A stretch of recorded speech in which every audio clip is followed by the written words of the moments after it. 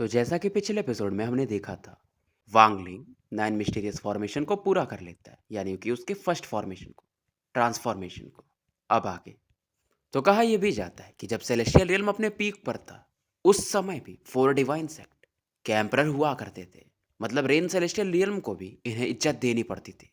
और उस समय तो कल्टीवेशन अलायंस में नहीं था, बस ब्रिलियंट वॉइड रियल्म था। और उस समय मतलब ब्रिलियंट वॉइड रियल्म और 4 डिवाइन सेक्ट सेलेस्टियल रियल्म एक ही साथ एग्जिस्ट करते थे। तो वांगलिंग जब फर्स्ट ट्रांसफॉर्मेशन को पूरा करता है, तो ये जो ऑरा थी, जो रिपल होते हैं उसके, ये चारों तरफ फैलती है अलायंस स्टार सिस्टम में। ओलेवन जो थी, यानी ओलेवन स्टार सिस्टम के लोग फिलहाल अलायंस के वेस्टर्न और नॉर्दर्न रीजन पर ये लोग कवर यानी कि कब्जा कर चुके थे। लेकिन यहाँ पर जो मैसेंजर्स थे वो उतने पावरफुल नहीं थे कि वांगलिंग के जो ऑरा थी उसे फील कर पाए। लेकिन अंदर में कहीं पर तो मास्टर फ्लेम्स पर कल्टीवेट कर रहे थे। अचानक से आंखें खोलते हैं, इनके आसपास 10 एल्डर्स भी थे, वो भी आंखें खोलते हैं और एक बोलते हैं कि ये फ्लक्चुएशन ये ईस्टर्न पार्ट ऑफ अलायंस से आ रहा है। क्या कोई ऐसा ट्रेजर हुआ है क्या, मतलब उधर प्रकट हुआ हो। फ्लेम स्पार्क मना कर देते कि नहीं नहीं, ऐसा कुछ नहीं है। शायद लगता है कोई नया डिवाइन एम्परर प्रकट हुआ है। अब एक रेड हेड एल्डर थे कि 4 डिवाइन सेक्ट, वैसे भी वो लोग ज़्यादा पावरफुल नहीं है, वो तो छोटा मोटा सेक्ट है। पर फ्लेम स्पार्क समझाते हैं कि तू भाई बच्चा है। अब इधर दूर में एक और बंदा इस फ्लक्चुएशन को फील करता है, जो कि ओल्ड मैन था ब्लैक क्लॉथ्स में। और फिलहाल ये उस टनल में था जो कि ऑल हेवन और अलायंस स्टार सिस्टम को जोड़ता था। और ये भी सेम चीज बोलता है, 4 डिवाइन सेक्ट का नया एम्परर। लेकिन ये कुछ और आगे लेवल तक समझ पाता है कि इसमें फायर हो रहा है, मतलब कि वर्मिलियन बट डिवाइन एम्परर प्रकट हुए हैं। यानी कि ये जगह तो माहौल हो गया। और ये फिर बोलता है कि मास्टर एवरलास्टिंग, अब तो आपको प्रकट होना ही पड़ेगा। अब मास्टर एवरलास्टिंग कौन है मुझे भी नहीं पता। फिलहाल अलायंस स्टार सिस्टम के सदर्न पार्ट को दिखाया जाता है, जहां पर कॉर्प सेक्ट वाले हैं और एक ब्लैक कॉफिन इस दौरान ट्रेम्बल करती है और आवाज आती है, इंटरेस्टिंग, नया डिवाइन एम्परर। अब बाकी भी जो चार सेक्ट थे, जैसे कि चुयून सेक्ट, वहां पर एक एल्डर थे। वो फाइनली अपने डिसाइपल मोजी की तरफ देखते हैं कि मोजी मोजी यहाँ पर प्रकट होता है। ये बोलते हैं कि नया डिवाइन एम्परर 4 डिवाइन सेक्ट में प्रकट हुआ है। ये कुछ पिल्स ले लो, ये बहुत सारी चीजें देते हैं और एक स्पिरिट देते हैं जिससे कि इन्होंने 5 साल रिफाइन किया था। मोजी भी चौंक जाता है कि ये स्पिरिट, बट फिलहाल मान जाता है। और मुझे जितना समझ में आ रहा है कि ये तुम्हारा ओल्ड फ्रेंड है, तो अगर हम इसे तुम्हारा मतलब अपना रिलेशन इससे बनाएंगे तो हमारे लिए बहुत अच्छा है। मोजी भी चौंक जाता है कि मेरा ओल्ड फ्रेंड। इधर जो पुराने वाले वर्मिलियन बर्ड एम्परर थे काफ़ी खुश हो जाते हैं कि चलो फाइनली हमारा नया एम्परर आ चुका है, अब मैं आराम से जा सकता हूँ। और अब ये बोलते हैं, मतलब स्पेस में होल करते हैं, कि जो नया वर्मिलियन बर्ड एम्परर बनते हैं वांगलिंग, उनके पास 3 चीज़ें होती हैं। पहला क्लोक, मतलब समझ लो एक कपड़ा टाइप में, तो ये वांगलिंग को पास करते हैं और बताते हैं कि थर्ड हेवेंस ब्लाइट के समय इन्होंने इसे उतारा था, उसके बाद कभी पहनने का मौका मिला ही नहीं। और वांगलिंग फील करता है ये जो क्लोक था, यानी ये जो कपड़ा था, ये कितना पुराना होगा, मतलब एक अलग ऑरा फील करता है। जो दूसरी चीज़ थी, वो वर्मिलियन बर्ड डिवाइन एम्परर की पहचान हुआ करती है, उनका होली टोकन। तो दूसरा चीज़ भी वांगलिंग को मिल जाता है। और वांगलिंग इसमें एंशिएंट ऑरा फील करता है, कुछ ऐसी ऑरा जो कि इसके हेवन डिफाइंग बीड में भी है। तीसरा चीज़ था जो सबसे इंपॉर्टेंट था, वर्मिलियन बॉड डिवाइन सेक्ट का होली ट्रेजर, जो कि उस स्टोन के समान था जिसमें से वो रेड ऑरा निकली थी, वो ब्लड ऑरा, जो कि फिलहाल किंगलिंग के थर्ड आई के अंदर है। और ये बोलते हैं कि जब भी चाहो वो निकाल सकते हो तुम। और एक चीज़ ये बोलते हैं कि तुम्हें इन्हें इससे सेफ रखना पड़ेगा। ये काफ़ी बूढ़े हो चुके थे, मतलब इनकी बॉडी मूव नहीं कर रही थी, बट एक्साइटेड थे। और ये अब वांगलिंग से बोलते हैं कि तुम नए डिवाइन एम्परर बन चुके हो, 7 दिन बाद वापस आना। मानो वांगलिंग कुछ कहना चाहता था, बट फिलहाल खुद को रोकता है और यहाँ से चला जाता है। और ओल्ड मैन फिलहाल कल्टीवेशन में लग जाते हैं। ये जो ओल्ड मैन थे वांगलिंग को जो डुनटियान थे सुजाकू प्लेनेट पर, कुछ उनकी याद दिलाते हैं। उन्होंने भी एक चीज़ कहा था वांगलिंग से, मतलब मरने से पहले, कि मेरे सोल रिफाइनिंग सेट को क्या तुम ऊपर तक ले जा सकते हो, टॉप लेवल तक। अब इधर वांगलिंग से मिलने लीजी और बिग हेड आते हैं, जो कि काफ़ी खुश थे। सेटुनान भी प्रकट होते हैं, वांगलिंग को हक करते हैं। सेटुनान की इंजरीज रिकवर हो चुकी थी, कल्टीवेशन पहले से ज़्यादा स्ट्रॉन्गर था, पॉइजन भी सप्रेस हो चुका था। उसके बाद हॉलोविंड और वो वुमेन इन वाइट यानी सिल्वर मिलती है। और उसके बाद वांगलिंग अपने सेक्ट मेंबर्स से मिलता है। बहुत सारे लोग एक्साइटेड थे, इसे डिवाइन एम्परर कह के बुलाते हैं। और वांगलिंग उस प्लेनेट पर था जहाँ पर वो रेंटाओ था। वो वांगलिंग को अलग नज़र से देखता है। इसके बगल में लायुन, वो तो वांगलिंग को अलग रेस्पेक्ट देता है। और फेंगशान भी थी, जो कि वांगलिंग को डिवाइन एम्परर कह के बुलाती है। तो ज़्यादातर लोग इस प्लेनेट पर इसका स्वागत करते हैं। पर तभी अचानक से रेंटा बोलता है कि वांगलिंग, मैं तुम्हें चैलेंज करना चाहता हूँ, क्योंकि ये जानता था अगर वांगलिंग है तो ये अगला डिवाइन एम्परर बन नहीं पाएगा। अब बहुत सारे एल्डर्स जो कि वांगलिंग को अब सपोर्ट करते थे, उन्हें गुस्सा आता है कि भाई तू पागल है, ये ओल्ड डिवाइन एम्परर का आदेश है, और इस बंदे ने फर्स्ट मिस्टीरियस ट्रांसफॉर्मेशन को भी पूरा कर लिया। बट रेंटाओ फिर भी बोलता है कि हम चैलेंज तो कर ही सकते हैं ना, ऐसा रूल भी है। और ये वांगलिंग से बोलता है कि क्या तुम मतलब तुम्हारे में हिम्मत है कि मेरे चैलेंज को एक्सेप्ट कर सकते हो, क्योंकि रेंटाओ वगैरह देख रहे थे कुछ एल्डर्स भी कि वांगलिंग का पावर निर्वाणा स्क्रायर के पीक पर है। वांगलिंग इसकी तरफ देखता है एकदम कोल्ड लुक के साथ कि याद रखना फिर तुम बचोगे नहीं, क्या तुम अभी भी चैलेंज करना चाहोगे। अब जिन लोगों ने वांगलिंग का बैटल देखा था, जो वांगलिंग को बचाने गए थे, खास करके वो जो dream of the ancient time, वो जो अटैक था, वो लोग तो जानते थे कि भाई आदमी क्या है। रेंटाओ को भी थोड़ा सा लगता है लेकिन अब ये पीछे कैसे हट सकता था, तो तैयार हो जाता है। हालांकि वांगलिंग की ओरिजिनल बॉडी यहाँ से दूर थी, मतलब प्लेनेट के किसी अंदर में अपने कल्टीवेशन में थी। और वांगलिंग कहता है क्योंकि तुम वर्मिलियन बर्ड सेक्ट के मेंबर हो तो मैं तुम्हें फायर बरियल से निपटाऊंगा। और वांगलिंग सीधा 9 मिस्टीरियस ट्रांसफॉर्मेशन को ही यूज करता है और एक स्पिरिट प्रकट होती है यहाँ पर, फैंटम स्पिरिट। और सभी की नजरें इस स्पिरिट पर पड़ती है। और वांगलिंग सीधा ये इसका मतलब स्पिरिट फाइट करता है और ये बोलता है फायर बर्न। और मानो पूरे फायर को वांगलिंग कंट्रोल कर सकता था। अब रेंटाओ इसके आर्मर प्रकट होते हैं ताकि इस ऑरा को ये ब्लॉक कर सके, और साथ में फ्लाइंग स्वॉर्ड से ये इस अटैक को काउंटर करने को देखता है। और रेंटाओ का मकसद ये था कि ये वांगलिंग पर अटैक कर दे, ये जो फ्लेम आ रहे हैं उससे क्या होगा, इंजर्ड ही होगा। अब जो वांगलिंग का पावर था ये सीधा बोलता है राइज 3 फ्लेम, फ्लेम ओरिजिन। रेंटाओ आगे आ रहा था बट इस फ्लेम के कारण ये खून की उल्टी करने लगता है, इसकी बॉडी जलने लगती है। मतलब वांगलिंग बस एक फिंगर आगे बढ़ाता है और इसकी बॉडी कोलैप्स करने लगी थी। अब इसका सोल इसकी बॉडी से निकल के भागता है लेकिन उसे मौका नहीं मिलता, ये भी कोलैप्स कर जाता है। मतलब पलक झपकते बैटल खत्म हो चुका था और वांगलिंग को 2 बार बस रेंटाओ की तरफ और भेजना पड़ता है। और वांगलिंग खुद सोचता है शायद इसका पावर इसलिए बढ़ गया क्योंकि ये मेरे थंडर के साथ मिक्स हो चुका है। अब वांगलिंग देखता है वो 2-3 लोग जो थे जो रेंटाओ के पीछे सपोर्ट के रूप में खड़े थे। इनमें से एक निर्वाणा शैटरर लेवल पे था और 2 निर्वाणा क्लेंजर के लेट फेज पर। और ये बोलता है कि आप तीनों भी मुझे चैलेंज करना चाहोगे। और वांगलिंग के राइट आई में इस समय वाइट फ्लेम प्रकट होता है। अभी जो निर्वाणा क्लिंजर वाले लोग थे ये निर्वाणा शैटर की तरफ देखते हैं कि ये क्या बोलते हैं वैसा हम करेंगे। वैसे भी ये जो शैटर लेवल का बंदा था ये खुद शॉक्ड था और समझ जाता है भाई फालतू में पंगे लेके मतलब नहीं है। ये सीधा बोलता है वेलकम डिवाइन एम्परर। बाकी दोनों को भी अच्छा लगता है कि चलो जान तो बची। तो वांगलिंग से बहुत सारे लोग मिलने आ गए थे, बस एक था टाशान जो कि इससे मिलने नहीं आता है, बस ये दूर से देख रहा था। मतलब एक अलग प्लेनेट पे था बट देख सकता था। और फिर से कल्टीवेशन में लग जाता है। इसका जो दिमाग था वो अलग ही केओस में था। एक और था कोई जिसका सेम हाल था और ये थे मास्टर यी चैन, यानी जो 3 चैन ब्रदर्स में से सबसे बड़े थे। और लिंगेरी ने वाइन परोस रही थी, ये काफ़ी कमज़ोर हो चुके थे कि अपने दोनों भाइयों को नहीं बचा पाए थे, तो अलग ही मतलब समझ लो डिप्रेशन में जा चुके थे। एक और बंदा था जो पागल था, वो था जू लीगो, जो कि फ्लेम्स के बीच में था और वांगलिंग को गालियां मार रहा था कि मर्डरर वांगलिंग, तुमने ग्रैंडपा जू को अगर बाहर आने आने दिया तो तुम देखो, फिर तुम देखो। तो 1-2 दिन और बीत जाते हैं, वांगलिंग का कंग्रेचुलेशंस वगैरह चलते रहता है। बाकी भी जो 3 डिवाइन सेक्ट के एल्डर्स थे वो भी इससे मिलने आते हैं। खास करके जो हेड एल्डर्स थे अज़ूर ड्रैगन डिवाइन सेक्ट के, वो ज़्यादा इज्जत देते हैं वांगलिंग को, क्योंकि वांगलिंग ने 3 साल पहले अज़ूर ड्रैगन डिवाइन एम्परर का news vermilion bird divine emperor को बताया था, तो इन्हें भी अब पता चल गया था। तो फिलहाल वांगलिंग का सेरेमनी चल रहा था, मतलब नया डिवाइन एम्परर बन रहा है तो ताजा पोशी वगैरह होती है, तो कुछ वैसा कार्यक्रम था। और 6वां दिन आ चुका था। बहुत सारे रीति रिवाजों के साथ इसे बताया जा रहा था, फैमिलियर करवाया जा रहा था। वांगलिंग जानता था कि एक जगह पर यह ज़्यादा समय तक रुक नहीं सकता, बस डिवाइन एम्परर की वजह से ये ऐसा कर रहा था। लेकिन एक चीज़ थी, मतलब इन सालों में 3 सालों में जो ये अंदर से फील करता है, एक डर जो इसके साथ 10 बार, मतलब अंदर से एक फीलिंग आती है, ऐसा 10 बार हो चुका था। और वो जो फीलिंग आ रही थी वो प्लेनेट सुजाको से आ रही थी। और किससे आ रही थी? टाउसेन की वजह से आ रही थी, क्योंकि इसे मालूम था कि टाउसेन जल्द ही बाहर निकलने वाला है। टाउसेन ने इसे बोला था कि जिस दिन मैं बाहर निकलूंगा टूसी का इनहेरिटेंस तुमसे वापस लेने आऊंगा। तो वांगलिंग कहीं पर भी ज़्यादा देर रुक नहीं सकता, पहले इसको अपना कल्टीवेशन बढ़ाना पड़ेगा। और ये सोचता है अगर सेलेस्टियल एम्पर किंगलिन रिवाइव हो जाए तो क्या वो टाउसेन से बैटल कर पाएंगे, ऐसा ये सोचता है। वैसे मैं बता देता हूँ आपको कि किंगलिन टाउसेन को बच्चा मानते हैं, मतलब पावर लेवल में, बट वांगलिंग को नहीं पता ये बात। फिलहाल एक चीज़ और सोचता है कि अज़ूर ड्रैगन डिवाइन एम्पर को भी मैं बचा लूंगा, तो फिलहाल 4 वर्मिलियन मतलब 4 बर्ड सेक्ट के पास वो हो जाएंगे, वो अच्छे खासे पावरफुल होंगे।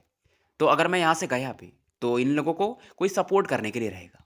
और वांगलिंग लगाता है दिमाग कि टाउसेन को इतना आसानी से तो नहीं निकलने दूंगा। इस दुनिया में लालच बहुत है, बहुत सारे लोग 8 स्टार एंशिएंट गॉड के बारे में सुनेंगे तो उसका पावर लेने के लिए आना तो जरूर चाहेंगे। और वांगलिंग को यहाँ पर एक एल्डर आके मैसेज देते हैं कि डिवाइन एम्पर कॉर्प सेक्ट का, ऑल हेवन का और कंट्री ऑफ चुयून से आपके लिए कुछ मैसेज आए। मतलब वो लोग मैसेंजर्स भेजे हैं, वो लोग आपसे मिलना चाहते हैं, क्या आप उनसे मिलना चाहोगे? अब इनका भी पावर लेवल है, निर्वाणा शैटर के मिड फेज में था, इन्हें लोग जू करके बुलाते थे। बहुत सारे मैसेंजर्स भेजे गए थे पर वांगलिंग किसी से नहीं मिला था, लेकिन इस बार ये हाँ में बोलता है और इस दौरान ये पूछते कि आप प्लान क्या कर रहे हो, हमें बता सकते हो? वांगलिंग एक ही चीज बोलता है कि अज़्योर ड्रैगन डिवाइन एम्पर को बचाना है। उसके बाद कुछ नहीं बोलता है, जू एकदम कांप जाते हैं और फिर यहाँ से निकल जाते हैं। और लोगों को लगता है कि यार ये वांगलिंग बहुत मिस्टीरियस है, हमारे लिए काफी अच्छा है। इधर दो मैन और एक वुमेन को दूर में एक हॉल में दिखाया जाता है। वुमेन काफी सुंदर थी, इसने ब्लू सिल्क ड्रेस पहना था, थोड़ा फ्लर्टी टाइप दिख रही थी। दोनों बंदों की तरफ देखती है, जिनमें से एक ओल्ड मैन थे और एक बाल्ड था, मतलब गंजा आदमी, यानी अपना मोजी। कमेंट में आपको ये भी बताना है कि मोजी कौन है। और ये जो ओल्ड मैन थे, इन्होंने रेड रोब पहना था, एक अलग ही थोड़ा राजशाही टाइप फीलिंग आ रही थी। वांगलिंग यहाँ पर होता तो ओल्ड मैन को पहचान जाता और इस बाल्ड मैन को भी। फिलहाल यहाँ पर वर्मिलियन सेक्ट का कोई जूनियर आता है, इन्हें थोड़ा फल फूल चाय वगैरह दे के जाता है। इस दौरान ये जो लेडी थी ओल्ड मैन की तरफ देखकर स्माइल करती है कि शायद आप ऑल हेवन से आए हो और आपका नाम ली युनजी है। मैं कॉर्प सेक्ट की जूनियर हूँ, मेरा नाम ली यिंगजी है, मैं आपको ग्रीट करती हूँ। फिलहाल इन दोनों की बात होती है और ये लड़की बोलती है कि आप ऑल हेवन में काफ़ी फेमस हो और लगता है आप लोग नया डिवाइन एम्पायर के साथ रिलेशन बनाना चाहते हो। अब ये लियोनजी भी बोलते हैं कि वैसे भी तुम कोर डिसाइपल हो कॉर्प सेक्ट की, इतनी कम एज में तुम निर्वाणा क्लिंजर लेवल पे हो, और ऐसा मैंने सुना है कि तुम्हारे पास 3 पॉपेट्स हैं जो कि निर्वाणा शैटरर लेवल पे है, और तुम भी यहाँ पर आई हो, मतलब कॉर्प सेक्ट भी अच्छा रिलेशन बनाना चाहता है।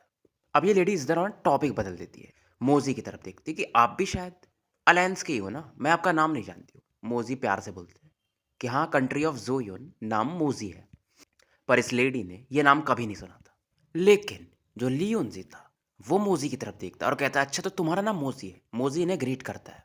फिलहाल मतलब इनकी बात होती है और लियोनजी कहते हैं कि मैंने सुना है कि ये बंदा काफ़ी एरोगेंट है, जो नया अभी वर्मिलियन बर्ड एम्परर बना है। किसी को पता नहीं था कि ये नया जो डिवाइन एम्परर बना है यह है कौन।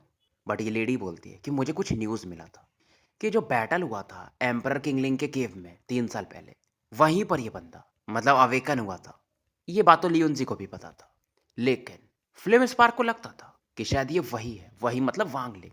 लेकिन लियोनजी कभी नहीं मानते थे क्योंकि वो उतना पावरफुल है भी नहीं, और ये सोचते कि अगर किंग शुई नहीं होता तो मैं इस वांगलिंग को कब का रिफाइन कर चुका होता, और जो बैटल स्क्रॉल्स के सीक्रेट्स थे मैं इससे पता कर पाता, मतलब इससे उसे यूज करने को बोलता। हालांकि ये मारा जाता बट मेरा काम हो जाता।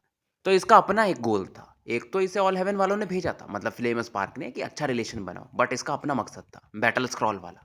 लेकिन इस दौरान ये वुमेन फिर से बोलती है मैंने ऐसा रूमर सुना है कि उस बंदे के स्पेल ने मास्टर वॉइड को मार दिया था। उसने ऑल सीर के 2 एवतार्स को भी मार दिया था और एक को सीरियसली इंजर्ड कर दिया था, इवन ऑल सीर को इंजर्ड कर दिया था। तो आपको ऐसा क्यों लगता है कि वो बंदा क्वालिफाइड नहीं है? पर लियोनजी फिर से प्यार से बोलते हैं कि जब वो जो बंदा जिसकी तुम बात कर रही हो वो गुफा में जाने से पहले मेरे से मिला था, उसका कल्टीवेशन लेवल उतना भी नहीं है, तो ये बस अफवाह है। अब ये वुमेन भी कुछ नहीं बोलती क्योंकि बात तो सही है, ये बंदा ऑल हेवन में यानी वांगलिंग पहले से था, थंडर सेलेस्टियल था, तो लियोनजी ज़्यादा अच्छे से जानते होंगे। इधर मोजी जब नाम सुनता है कि आप लोग वांगलिंग की बात कर रहे हो, लेकिन तभी यहाँ पर एक फायर हो रहा, ये तीनों फील करते हैं। सबसे पहले लियोनजी देखते हैं, फिर उसके बाद दोनों की नजरें जाती है और वहां से एक बंदा निकल के आता है। उसके पीछे में 3 लोग थे। बंदे ने आर्मर पहना था, मतलब अपना जो वांगलिंग था वो चेहरे को भी एक आर्मर से ढक के था। और यहाँ पर लेकिन एक अलग प्रेशर फील होता है इन तीनों को। लियोनजी रजिस्ट कर जाते हैं, लेडी को भी थोड़ा टाइम लगता है बट वो भी झेल जाती है, और मोजी भी मतलब झेल लेता है। तीनों अपना अपना वर्मिलियन बट डिवाइन एम्परर को ग्रीट करते हैं। बट ये वुमेन शॉक्ड थी कि यार इस बंदे का पावर लेवल क्या है, इस वर्मिलियन बट डिवाइन एम्परर का, जो मैंने अभी प्रेशर फील किया। मोजी को लगता है कि क्या ये वही वांगलिंग है, बट ये श्योर नहीं था चेहरा ढका होने के कारण। अब लियोनजी अपना परिचय देता है कि मैं ऑल हेवन के जान फैमिली का लियोनजी हूँ, मैं थंडर सेलेस्टियल टेम्पल की तरफ से आया हूँ आपको कॉन्ग्रेचुलेट करने। वांगलिंग अंदर से हंसता है, बट ये हंसी अच्छी वाली थी या बुरी वाली लियोनजी को समझ में नहीं आता। बट लियोनजी को डाउट होता है, खास करके वांगलिंग के आसपास वो जो 4 शैटरर लेवल के एल्डर्स थे। अब जो आर्मर में बंदा था वो बोलता है लियोनजी। अब लियोनजी का डाउट और बढ़ जाता है, मोजी को भी डाउट होता है कि डिवाइन एम्परर। फिलहाल ये कुछ बोलता नहीं है और मोजी बोलता है कि मैं चुयून कंट्री से आया हूँ न्यू वर्मिलियन डिवाइन एम्परर को ग्रीट करने, मुझे मेरे टीचर ने भेजा है कुछ गिफ्ट के साथ। ये स्पेस में होल करता है, क्रैक स्टेबल नहीं था, मतलब यहाँ की ओरिजिन एनर्जी की वजह से, और बहुत सारे ये गिफ्ट्स निकालता है, पिल ट्रेजर्स। लास्ट थिंग जो मोजी देता है वो एक स्मॉल फ्लैग था, बट पावरफुल कोल्ड हो रहा उसके अंदर से फील किया जा सकता था। और ये बोलता है कि ये टीचर ने मुझे बोला था स्पेशली आपके लिए। वांगलिंग इस फ्लैग को देखता है और बोलता है मेनी थैंक्स मोजी भाई, मोजी भी देखता है बट ज़्यादा कुछ नहीं बोल पाता है। लियोनजी ने भी बहुत सारे गिफ्ट लाए थे बट वांगलिंग की नज़र में कोई भी गिफ्ट उसे अच्छा नहीं लगता है। अब लियोनजी बोलता है कि मेरा एक पर्सनल रिक्वेस्ट है डिवाइन एम्परर। अब वांगलिंग भी इसकी तरफ देखता है और लियोनजी बोलता है कि 3 साल पहले वर्मिलियन बर्ड सेक्ट ने एक बंदा वांगलिंग अपने साथ लेकर आया था, क्या मैं उसे लेके जा सकता हूँ? अब ये सुनते ही वांगलिंग के आसपास जो एल्डर्स थे वो अलग ही लुक देते हैं कि तुम्हें वांगलिंग चाहिए, और वांगलिंग भी बोलता है कि तुम्हें वांगलिंग चाहिए। लियोनजी के अंदर एक डर और बढ़ जाता है और ये बंदा हंसता है, मतलब वांगलिंग अपना। और वांगलिंग बोलता है कि हाँ मैंने सुना है वो वांगलिंग तुम्हारे ऑल हेवन थंडर सेलेस्टियल का हिस्सा था, तुम फिर उसे क्यों चाहते हो? मतलब तुम चाहते हो या ऑल हेवन वाले चाहते हैं? अब लियोनजी बोलता है कि मेरा भी काम है और थंडर सेलेस्टियल का भी काम है। अब आर्मर मैन या वांगलिंग जो भी बोल लो, वो बोलता है कि मतलब उसका आपसे क्या काम है? लियोनजी को और डाउट होता है लेकिन फिर भी ये बोलता है कि उसके बहुत सारे कनेक्शंस हैं, मैं कितने बताऊं आपको, लेकिन मेरे फैमिली के साथ एक है, उसने मेरा एक ट्रेजर लिया है तो मुझे वो चाहिए था। उम्मीद है आप मेरे रिक्वेस्ट को पूरा कर पाओगे। वैसे भी हमारा और आपके 4 डिवाइन सेट का एक ही दुश्मन है, कल्टीवेशन अलायंस। अब आर्मर मैन फिर से क्वेश्चन करता है कि तुमने बोला कि वांगलिंग ने तुम्हारे जान फैमिली का कोई बहुत इंपॉर्टेंट ट्रेजर लिया है बट मुझे तो नहीं पता ऐसा कुछ। और इस समय वांगलिंग अपना हेलमेट हटाता है और जब हटाता है और बोलता है कि तुम्हें वांगलिंग चाहिए तो देखो मैं कौन हूं। और जब ये देखता है तो लिu यूनजी के पैरों तले जमीन खिसक जाती, ये पीछे हटता है, अवाक था, इम्पॉसिबल कह के चिल्लाता है कि तुम कैसे हो सकते हो vermilion but divine emperor, impossible. अब जो चारों गार्ड थे वांगलिंग के उन्हें गुस्सा आता है, मतलब एल्डर्स को, कि तुम्हारी इतनी मजाल, भाई ये ऑल हेवन का थंडर सेलेस्टियल नहीं है, ये हमारा वर्मिलियन बर्ड का एरिया है। और अब चारों प्रेशर रिलीज करते हैं। लियोनजी शॉक्ड था और ये खून की उल्टी करता है। वांगलिंग पूछता है कि तुम ऑल हेवन की तरफ से आए हो या अपने ओन एजेंडा की तरफ से आए हो? जब तक तुम सही जवाब नहीं दोगे यहां से जा नहीं पाओगे। तुम्हारे पूरे ऑल हेवन को इसका प्राइस पे करना पड़ेगा। और इन चीजों को यहाँ जो ये 2 लोग आए हुए हैं, खास करके ये मोजी, इसका विटनेस बनेंगे कि तुमने क्या किया था। वो लेडी भी बोलती है मैं भी बनूंगी, कोई दिक्कत नहीं है। कि लियोनजी ने जो रिक्वेस्ट किया था वो बहुत एब्सर्ड था। अब लियोनजी ये और खून की उल्टी करते हैं और वांगलिंग की तरफ देखते हैं। और वांगलिंग तो पहले से लियोनजी को सबक सिखाना चाहता था और आज सही मौका भी था, लेकिन इसे ये मार नहीं सकता था, नहीं तो फिर 4 डिवाइन सेक्ट पर ऑल हेवन वाले अटैक करेंगे। हालांकि वो जीते या हारे वो अलग बात है, बट फालतू में खुद का लॉस क्यों करवाना। और मोजी को ये याद करता है तो मोजी से ये कब मिला था वो वाली स्टोरी मैं नहीं बताऊंगा, यहाँ पर दिया हुआ है, बट आपको कमेंट में बताना है, नहीं तो कल सुबह मैं बता दूंगा। क्योंकि वैसे भी स्टोरी में उसका कुछ वैसा काम नहीं है, बस वो पुराने दिन याद करता है वांगलिंग उसे देखकर। अब लियोन यहाँ पर दिमाग लगाता है कि मैं थोड़ा रेकलेस था, अपने गुस्से को शांत करता है और ये सोचता है काश इसे मैं पहले मार देता अगर किंगशुई नहीं होता तो। और ये एक्टिंग करता है कि उम्मीद है कि डिवाइन एम्परर मेरे इस मिस्टेक को जाने देंगे। मैं आपको इंसल्ट नहीं करना चाहता, बट वांगलिंग बोलता है रेकलेस, मुझे असली रीजन जानना है। क्योंकि अगर ऑल हेवन चाहे भी तो 2 लोगों से वॉर नहीं लड़ सकती, कल्टीवेशन अलायंस से पहले चल रहा है, फिर 4 डिवाइन सेक्ट, वो लोग हार ही जाएंगे।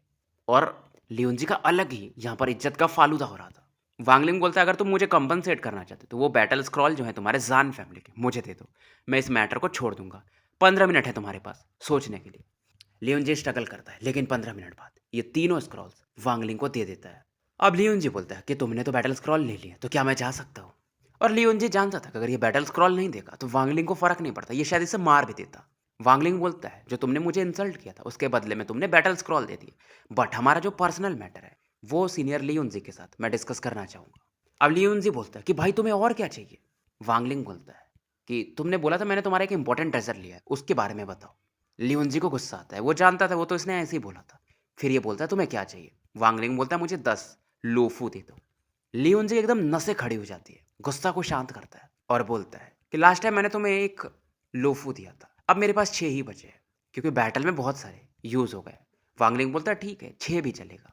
तो ये जो 6 लोफू थे ब्लड वाले बॉल्स, ये वांगलिंग को दे देता है और फिलहाल लियोनजी यहाँ से निकल जाता है। पर जाने से पहले लियोनजी को एक जेड देता है। लियोनजी पूरी तरह से नहीं देख पाता है लेकिन इसे इतना समझ में आता है कुछ जो थोड़ा बहुत ये फील करता है कि बहुत इंपॉर्टेंट चीज़ है, तो इसे फ्लेम स्पार्क को ये ले जाकर देना था। अब ये सही है कि नहीं इसे भी नहीं पता था। तो लियोनजी एक सीक्रेट टेक्निक यूज करता है और बहुत तेजी से जा रहा था। कुछ दिनों बाद ये ईस्टर्न रीजन से बाहर निकल चुका था और ऑल हेवन की तरफ बढ़ रहा था नॉर्दर्न रीजन में। लेकिन तभी एक रे ऑफ लाइट इस पर अटैक कर देती है जिसके अंदर कुछ पाउडर मिक्स थे और ये लियोनजी से टकरा जाता है क्योंकि लियोनजी के पास समय नहीं था। वो जो स्पीड थी बहुत फास्ट थी और लियोनजी कोई ट्रेजर यूज नहीं कर पाता, ये खून की उल्टी करता है। एक पॉइजन इसकी बॉडी में फैलने लगा था। लोफू बॉल से इसे काउंटर करता है बट कुछ नहीं हो पाता है और ब्लड एस्केप यूज करके शायद यहाँ से भागता है। ये कॉर्प सेक्ट का पॉइजन था, इतना तो इसे पता चल ही जाता है जब से ये लोग अलायंस में आए हुए थे। लियोनजी भाग जाता है। इस दौरान यहाँ पर एक ब्लू कपड़ा पहने हुए एक हैंडसम मैन प्रकट होते हैं। लियोनजी को भागते हुए देखते कि यार मैंने किसी जूनियर पर स्नीक अटैक किया है, जो कि सेटुरान की बॉडी से पॉइजन निकाला गया था। ऐसा मैं करता नहीं हूँ, बट हम दोनों वांगलिंग को बहुत ज़्यादा ओ करते हैं, मतलब उसका हमारे पर बहुत कर्ज है। फिलहाल ये बंदा गायब हो जाता है। इधर वांगलिंग और वो जो वुमेन थी कॉर्प सेक्ट वाली, ये लोग अपना बातें करते हैं। फिर ये लोग रुके हुए थे वांगलिंग के सेरेमनी के लिए, जो कि लंबे दिनों तक चलता है। अब ये लड़की भी यहाँ से निकलने वाली थी, पर वांगलिंग इससे क्वेश्चन पूछता है कि तुम लोग कॉर्प सेक्ट वाले हो, तो कॉर्प्स के बारे में बहुत पता होगा, यानी बॉडीज के बारे में। वैसे भी ये लेडी वांगलिंग में बहुत इंटरेस्टेड थी, जैसा कि इसने लियोनजी को बुली किया था। तो ये बताती है बहुत सारे बॉडीज के बारे में जो कि टॉप 10 में आ सकते हैं, जैसे कि बिजार रिवर्स 5 एलिमेंटल कॉर्प्स के बारे में। वांगलिंग बोलता है सही बात है, आपने बोला कि वो नंबर 1 बॉडी है, लेकिन क्या आप इसे चेक कर सकते हो? लेडी स्माइल करती होगा, मतलब इसको लगता है कोई बॉडी होगा, लेकिन अगर डिवाइन एम्परर इतने कॉन्फिडेंट है तो मैं देखना चाहूंगी। वांगलिंग इसे भी एक टोकन देता है, और जब ये देखती है इसके होश उड़ जाते हैं, मतलब इसे समझ में नहीं आता। ये एक्साइटेड भी थी और सीरियस भी हो जाती है। और वांगलिंग प्यार से पूछता है आप इसके बारे में क्या सोचते हो? ये फिलहाल चाय या वाइन जो भी पी रहा था, आपके हिसाब से इसकी रैंकिंग क्या होनी चाहिए? लेडी बोल नहीं पा रही थी, मतलब क्या बोले ये। और ये पूछती है क्या डिवाइन एम्परर आपने लियोनजी को भी सेम जेड दिया था? वांगलिंग बोलता है सही है। ये बोलती है इस मैटर के बारे में मुझे तो नहीं पता, मुझे 7 दिन दीजिए, आपको आंसर मिल जाएगा। वांगलिंग स्माइल करता है और बताता है कि आप इसके बारे में ज़्यादा मत सोचो, ये मैंने एक्सीडेंटली देखा था, बट मैं इसे निकाल नहीं पाया, इसीलिए मैंने आपसे मदद लेना चाहा। पर ये लेडी भी काफ़ी कनिंग थी।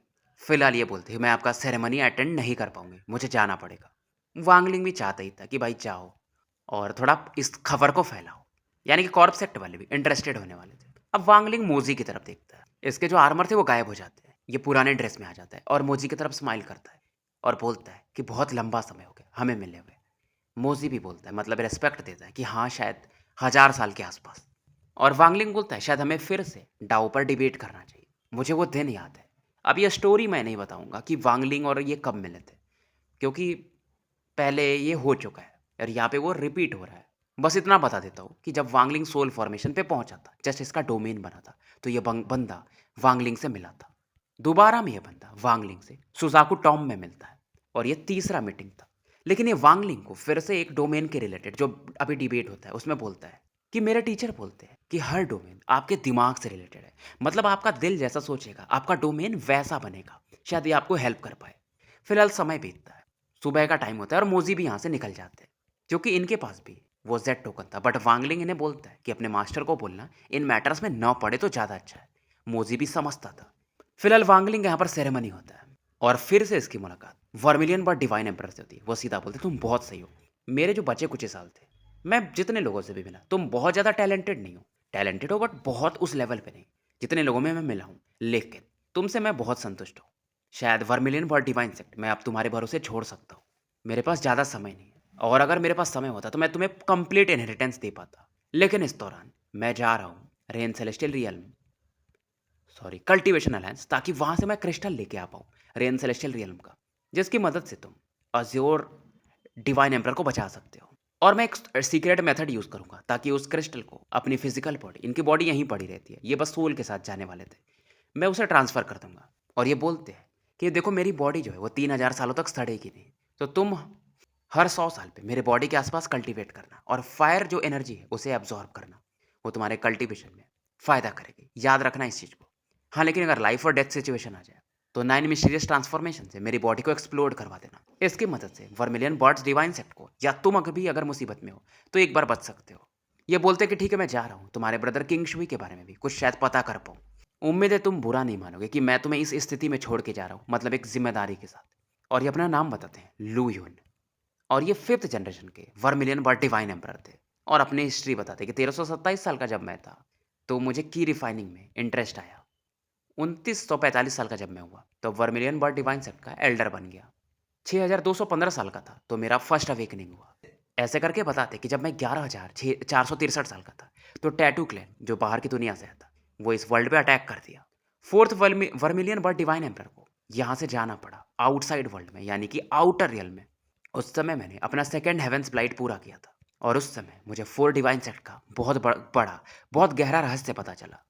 हम लोग यानी 4 डिवाइन सेक्ट वाले सील्ड रियल्म से नहीं हैं, हम बहुत दूर से आए हैं। और उस समय एंशियंट सेलेस्टियल रियल्म एग्जिस्ट करता था। हम एक छोटे प्लेनेट से आए हैं।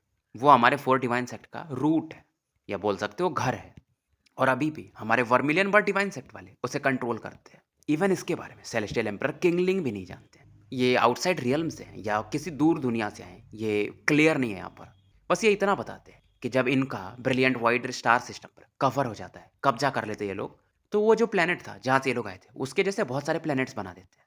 और वो जो प्लेनेट था उस पर बहुत सारे लेयर्स लगा देते ताकि कोई उसे पहचान ही ना पाए। खास करके जो फर्स्ट डिवाइन एम्परर्स थे चारों डिवाइन सेक्ट के, वो ऐसा करते हैं। लेकिन बताते हैं कि हजारों हजारों साल बाद सेलेस्टियल रियल में कुछ हुआ, और उस समय जो भी इस दुनिया में लोग थे वो कंफ्यूज हो गए थे। तो स्टोरी यही समाप्त करते हैं। मिलते हैं फिर कल एक नए वीडियो के साथ।